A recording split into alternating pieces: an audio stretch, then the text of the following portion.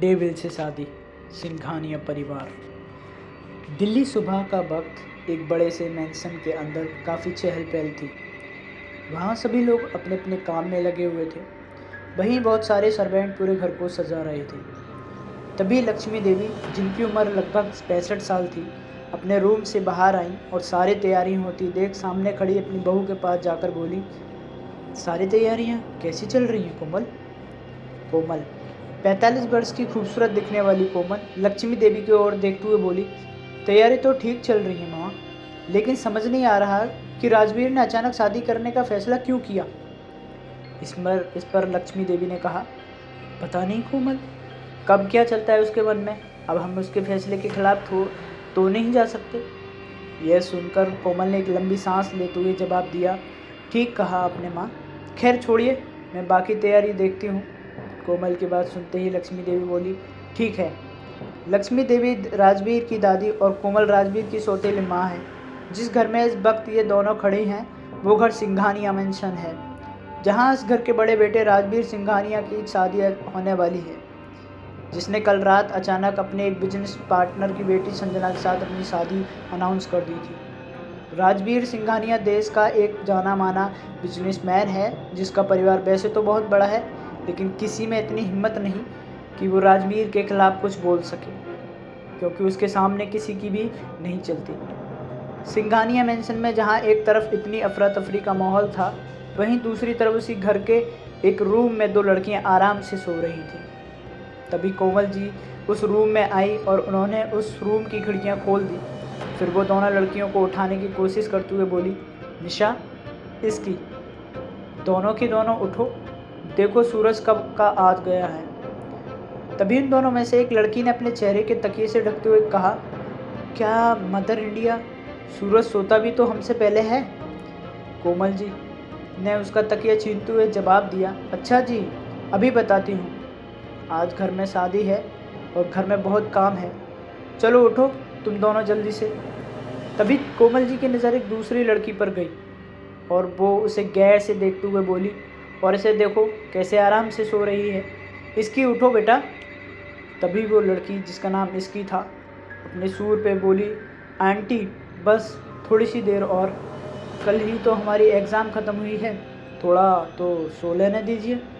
उन दोनों की बातें सुनकर कोमल इरिटेशन होने लगी और वो चिल्लाते हुए बोली, नहीं बिल्कुल नहीं, घर में शादी है और तुम दोनों को देखो अब तक सो रही हो, इतना सारा काम पड़ा है। तभी मिशा अपनी आंखें मलते हुए उठकर बोली, शादी है भला, कैसे शादी हुई? एक दिन पहले बताया जा रहा है कि कल शादी है। वैसे भी मुझे वो चलती फिरती लिपस्टिक की दुकान बिल्कुल भी पसंद नहीं। ये है मिशा, जिसकी उम्र 20 साल है, और ये राजवीर की सौतेली बहन है। ये देखने में तो काफ़ी सुंदर है, लेकिन ज़रा भी लड़कियों की तरह नहीं रहती। आम लड़कियों की तरह शॉपिंग करना, मेकअप करना या ड्रेस अप होना उसे ज़रा भी पसंद नहीं है। ज़्यादातर टॉम बॉय की तरह ही रहती है। निशा की बात सुनकर कोमल जी हल्की सी स्माइल करते हुए बोली, बेटा तुम्हारी पसंद करना या ना करना से क्या हो जाएगा, वो राजवीर को पसंद है, और वैसे भी क्या तुम कुछ कह सकती हो राजवीर से? तभी इसकी ने भी उठते हुए हंसकर कहा, उस डेविल से ये बात करोगी? आंटी शायद आप भूल रही हैं, हमारी मिशा सिर्फ हमारे सामने ही शेर बनती है, अपने भाई के सामने जाकर तो एकदम भीगी बिल्ली बन जाती है। ये है इसकी मिशा की बेस्ट फ्रेंड, जो अक्सर एग्ज़ाम में मिशा के साथ उसके घर रहने आती रहती है।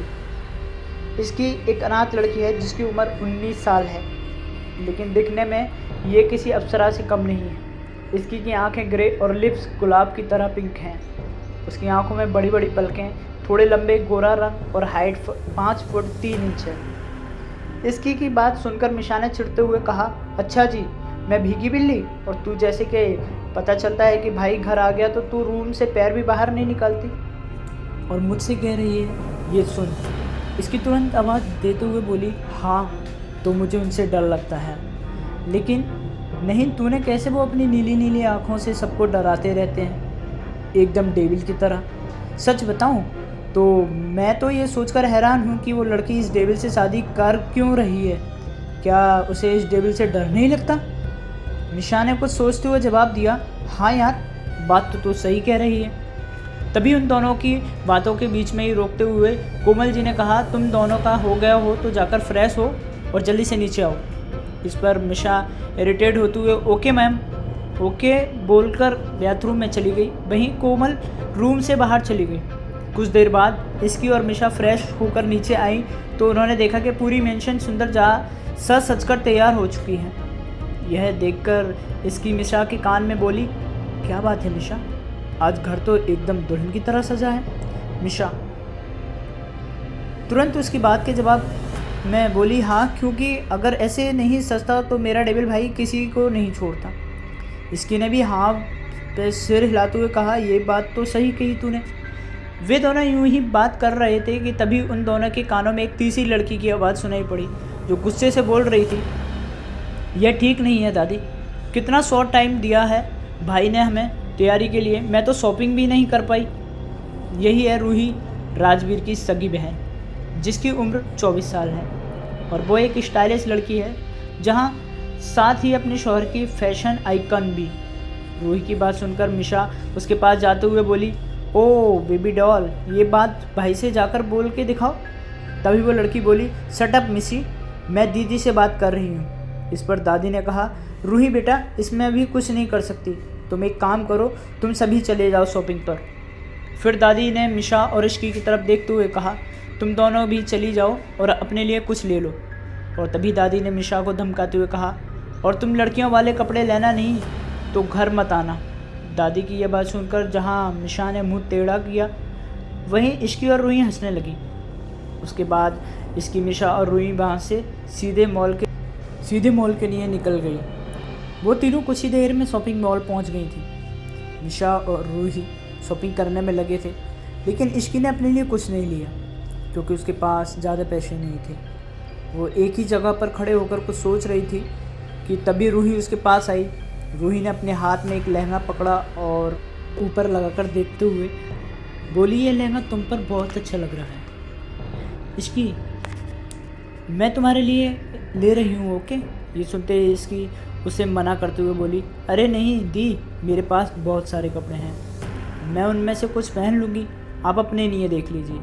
तो रूही ने उसे डांटते हुए बोली, शट अप, मैंने कहा ना, ये मैं तुम्हारे लिए ले रही हूँ एंड दैट्स फाइनल। तभी मिशा वहाँ आकर बोली, हाँ यार, इसकी ले, वैसे भी ये कभी कभी किसी के लिए कुछ करती है। रूही मिशा पर गुस्सा करते हुए कहा, शट अप मिशन, otherwise I will break your teeth. Ruhi की बात सुनकर मिशा चुप हो गई और तीनों अपनी शॉपिंग पर पूरी करने लगे। सिंघानिया मिशन शॉपिंग से वापस आकर इसकी सीधी मिशा के रूम की तरफ जाने लगी, लेकिन उसका ध्यान पूरी तरह से उसके फ़ोन में था। अचानक ही वो किसी से जा टकराई और गिरने के डर से उसकी ने अपनी आंखें कसकर बंद कर ली, लेकिन तभी उसे फील हुआ कि वो ज़मीन पर गिरी ही नहीं बल्कि किसी ने उसे गिरने से बचा लिया है। यह एहसास होते ही इसकी ने अपनी आंखें खोली और सामने खड़ा इंसान को देखकर वो डर से कांप उठी। कौन था वो इंसान जिसने इसकी गिरने से बचाया था और आखिर उसे देखकर जिसकी डर क्यों गई? आगे देखने के लिए चैनल को सब्सक्राइब करें।